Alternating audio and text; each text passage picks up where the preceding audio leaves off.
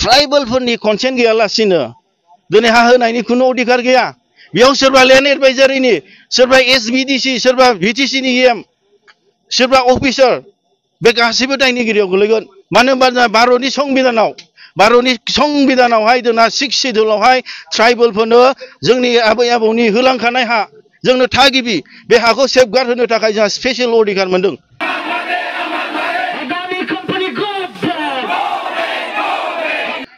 दिनै नैबे फाग्लिजरा नैबे पर्बतजरा बासबारियावहाय दिनै गोबां रायजो राजा बिथांमोना नैबे हानि इस्यु जि हानि समस्या बेनि सायाव गुवारै सावरायनो थाखाय जोंखौ बिथांमोना लेंहरदों आरो जोंजों लोगोसे गुवाहाटी हाइकर्टनि मानगोनां राजोदिरि बिथांमोन आरो जोंना दावराव क्रेप अमर सिं सार आरो जोंनि बनसिन आरो ट्राइबेल स्टुडेन्टस इउनियननि जों जयै बे नुजाफैदों आरो बेनि गेजेराव जों मानगोनां रायजो राजा बिथांमोनजों जों गुवारै सावरायदों जिहेतु जोंहा दिनै बे ओनसोलावहाय जे जोंनि 6 सिड्युलाव जे ट्राइबेलफोरनि कनसेन्ट गैयालासिनो जोंनि आसाम सरकारनि नारसिननायाव जोंनि बिटिसिनि जि एडमिनिस्ट्रेसन जे मानगोनां जोंनि बिटिसिनि सिएम प्रमद बर' बिथांमोना दिनै रेभिनिउ डिपार्टमेन्टनि इएम रनजित बिथांमोना दिनै हानि अधिकारखौ दिनै आदानिनो हरनायनि जे सरासनस्रा जि पलिसि आरो बिनि गेजेरावहाय बिथांमोननि माखासे दैदेनगिरि बिथांमोन बे जोंनि माखासे नैबे ओनसोलनि रायजो राजा बिथांमोना जाय बिथांमोना गोसो गैया बिथांमोनखौ नारसिननाय आरो बिथांमोननि जे माखासे थुनस्लायनायाव दे हाखौ होनो नागिरदों दा बेवहाय मानगोनां गेदेमा रायजो राजा बिथांमोना दिनै सापर्ट गैया आरो बिथांमोना अपेनलि बुंदों दे बे ओनसोलावहाय गोबाव सम बिथांमोननि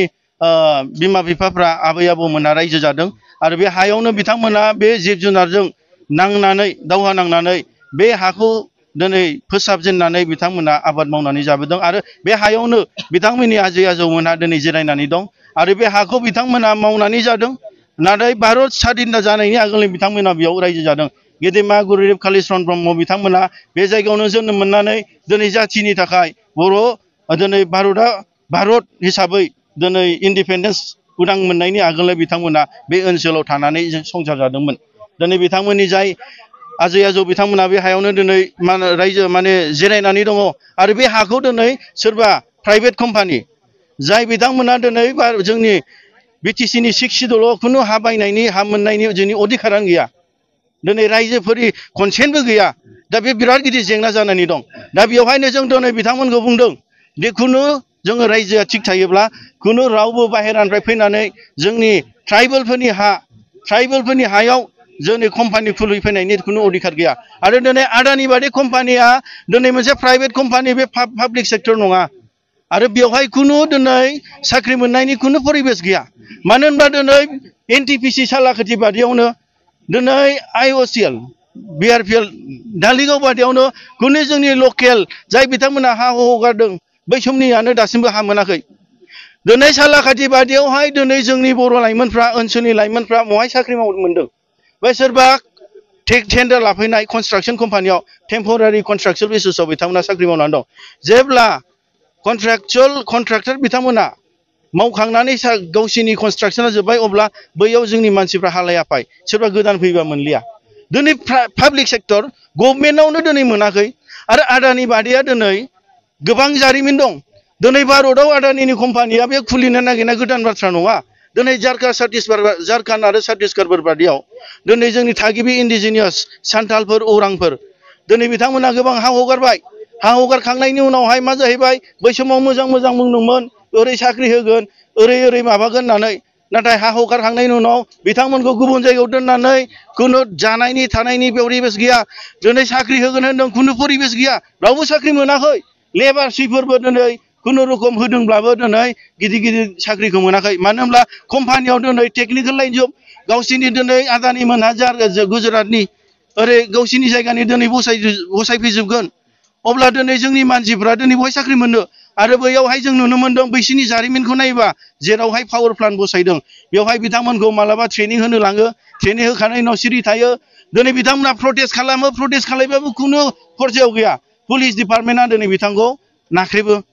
दिनै बिथांमोना हाइकर्टआव केस होबाबो दिनै कौटिनि थाखा गोनां मानसि कर्टआव दिनै उकिलखौ बायनानै जोबो अब्ला दिनैहाय सानदो जोंनि फैबाय थानाय इयुननि जेनेरेसननि थाखाय जों गोबां सिन्था खालामनांगौ दङ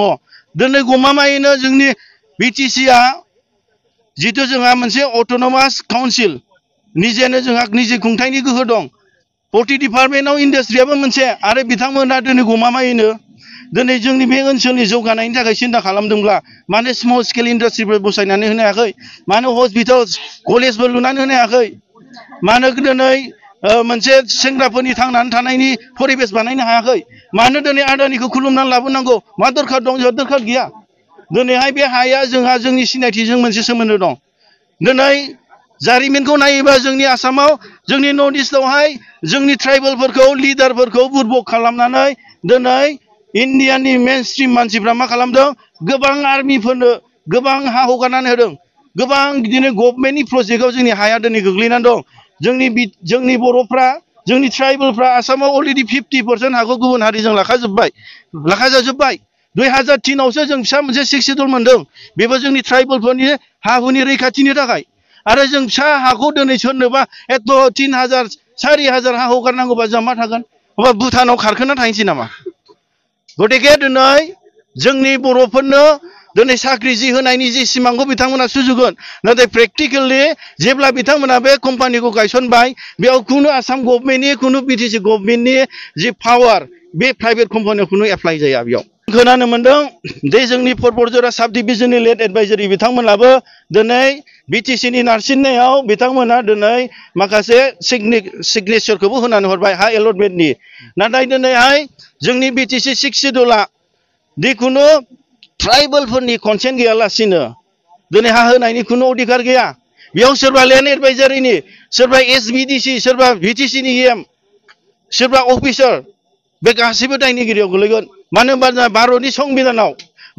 संबिधानावहाय जोंना 6 शिड्युलावहाय ट्राइबेलफोरनो जोंनि आबै आबौनि होलांखानाय हा जोंनो थागिबि बे हाखौ सेफगार्ड होनो थाखाय जोंहा स्पेसियेल अधिकार मोनदों आरो दिनै 2006 नि right to forest rules act बेवहायबो जोंहा दिनै हाग्रा बंग्रा जोंहा ट्राइबेलफ्रा थानो थाखाय मोनसे अधिकार दं आरो दिनै सोरबा पुलिस डिपार्टमेन्टआ सोरबा पावारनि मानसिया फैनानै जोंनि ट्राइबेलफोरखौ उच्छेद खालामफैयोब्ला होखारफैयोब्ला जोंना 1989 नि एट्रसिटिस एक्टनि एगेन्स्टआव बिथांमोननि थाखाय जों केस होनो हायो जों चेलेन्ज खालामनो हायो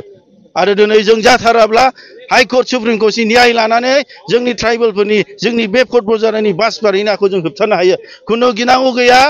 जोंनि रायजोफ्रा खौसे जानांगोन आरो बर' माहारियारि फरायसा आफादा जेब्लायबो जाथिनि थांनानै थानायनि थामोनथा रैखाथिनि थाखाय जों दङ।